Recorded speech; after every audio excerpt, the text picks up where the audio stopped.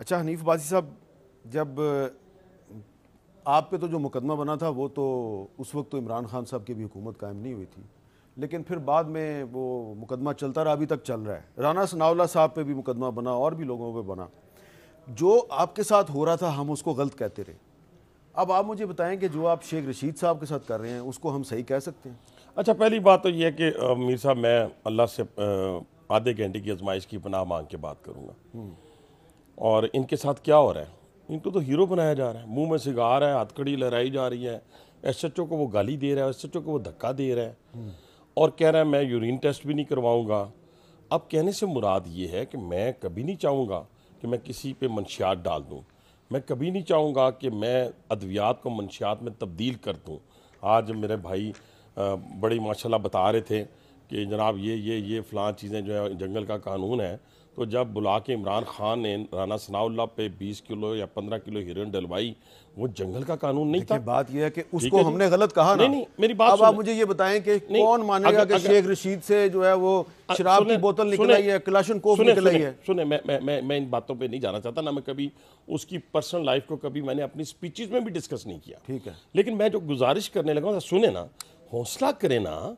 अगर जेल आपका ससुराल है, अगर हथकड़ी आपका जेवर है, अगर आप कहते हैं पता नहीं क्या मेरा फलां है, तो आप सब्र करें, आराम से जाए ना।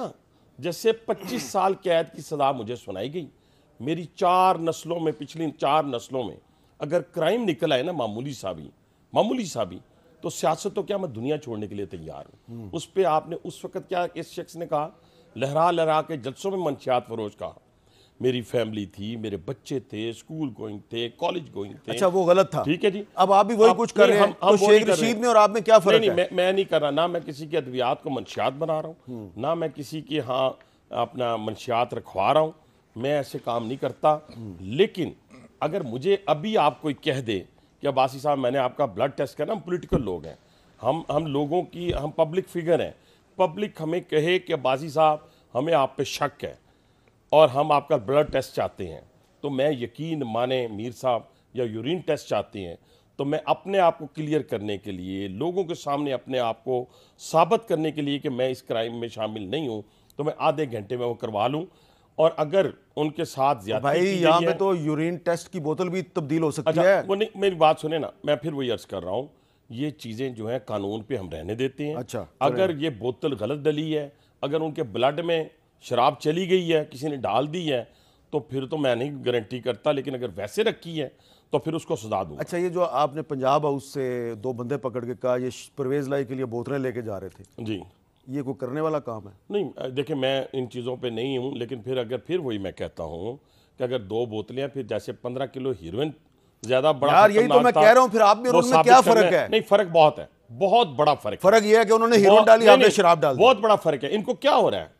और भाईजान मेरी बात तो सुने ना, गिरफ्तारी के वक्त कोई लेटा, ना गिरफ्तारी के वक्त कोई रोया, ना किसी ने गाड़ी के दरवाजे बंद किए। आप शहबाज शरीफ से ले लें, सिर्फ आप मियां नवाज शरीफ को ले लें, जिसको उसके सामने उसकी बेटी को गिरफ्तार किया जाता है।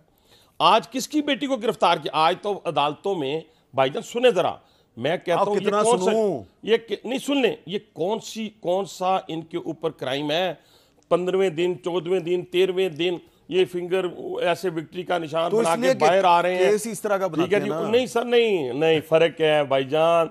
किसी ने, मियां शहबाज शरीफ ने 24 महीने गुजारे, ख्वाजा साद रफीक ने, दोनों भाइयों ने 465 दिन गुजारे।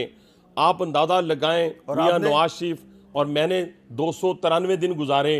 और किस में गुजारे? 6x6 में गुजारे। उस वक्त तो जंगल का कानून किसी को याद ना आया। अच्छा,